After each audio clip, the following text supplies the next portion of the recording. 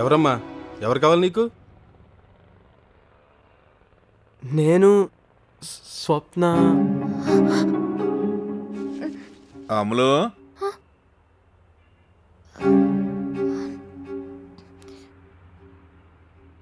నేను స్వప్న అదే అప్పుడు పేపర్లో పడి.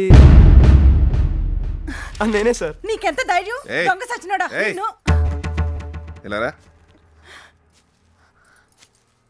నిన్ను. కూకో చెప్పు. అసలు మా ఇద్దరు మీటింగ్ చాలా విచిత్రంగా జరిగింది అంకుల్.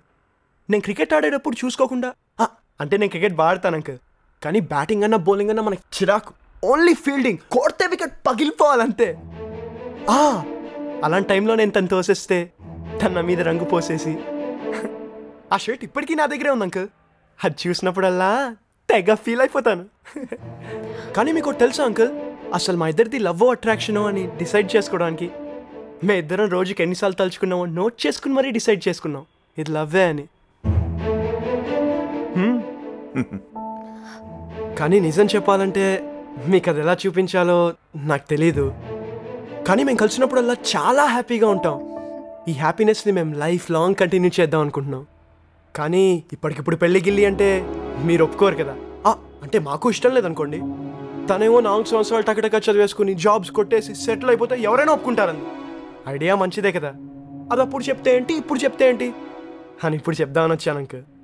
మీరు ఓకే అని చెప్పారనుకోండి, టార్గెట్ ఫిక్స్ అయిపోయి జర్నీ అంతా హ్యాపీగా ఉంటుంది. మధ్యలో దొంగచాటుగా కలుసుకోవడాలు, మీకు ఎక్కడ తెలిసిపోతామని టెన్షన్ పడ్డాలు, రాంగ్ కాల్స్, మిస్డ్ కాల్స్, ఇలాంటి ప్రాబ్లమ్స్ ఏ ఉండవు కదా. ఒప్పుకోండి అంకుల్ ప్లీజ్. ఒప్పుకోవాలా గడుదు గుడ్డ? ఏదో పెద్ద ఘనకార్యం చేసినట్టు ఇక్కడ కూర్చుని మొదల కబుర్లు చెప్తున్నా. మొదల కబుర్లు లే, పైకి లే. మీరుండండి. ఇలా అమ్మాయిల వెంట ఊర్లంతా తిరగమని పంపించారా మీ అమ్మ బాబు?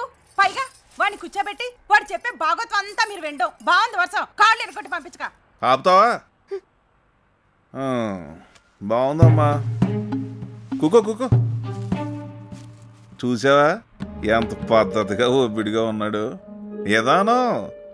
ఏదానం అంటే ఇలాగ ఉండాలి.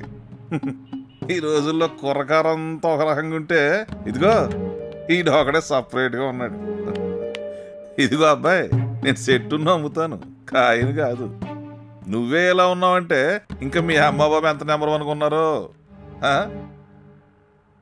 మీరిద్దరూ అనుకున్నట్టుగానే నేను వాళ్ళతో మాట్లాడి సెట్ చేస్తాను.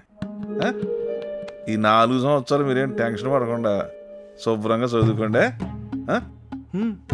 కాలం బయట ఉండాలి కదా, లోపల పెట్టుకునేటమ్మా సరిగ్గా పెట్టుకోవాలి కదా. అలాగే ఇంత ఈజీగా ఒప్పేసుకుంటారు అనుకోలేదు అంకుల్. Thank you. నేను వచ్చి మాట్లాడతానని చెప్పాను కదా.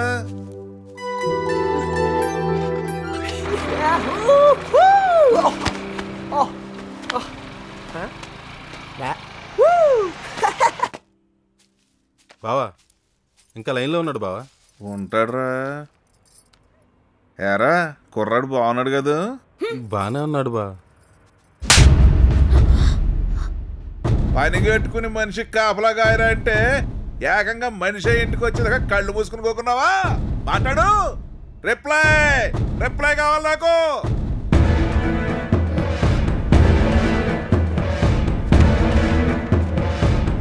కాళ్ళు ఎరగొట్టి పంపించాల్సింది ఆడిని కాదే.